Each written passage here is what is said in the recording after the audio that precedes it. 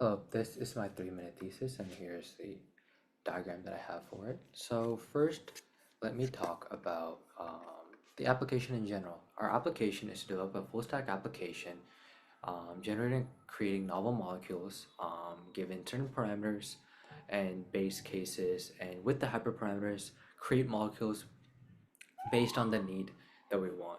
And the reason for this is because over the course of about a decade or 2 decades, we've noticed that there's been an increase in money spent towards drug development, but very little output.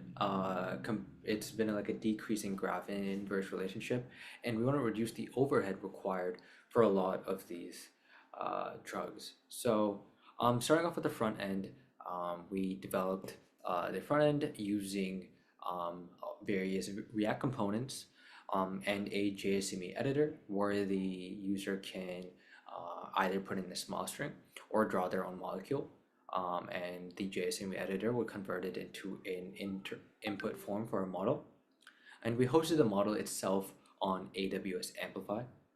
Um, from there, the molecule parameters would go into the backend right here. We have an API gateway that connects to an AWS Lambda. From here, we pass in the parameters. That is connected to the Amazon SQS and the Fargate. Here, the processor container calls the model and stores the result in the DynamoDB, and the rest of it goes to the SageMaker serverless model inference, where it makes its inference and produces the resulting value. As well as the front end polls for generated molecules is also stored in the Amazon DynamoDB. From there, the model endpoint is called. We use AWS ECR, Elastic Container, to manage our containerized Docker files. And so that's a little bit about the technical specs of our application. I'll briefly just touch upon the developer because it's an internal tool. They're able to locally test and develop their products, and they're able to use open source models as well. So that's basically what our application is.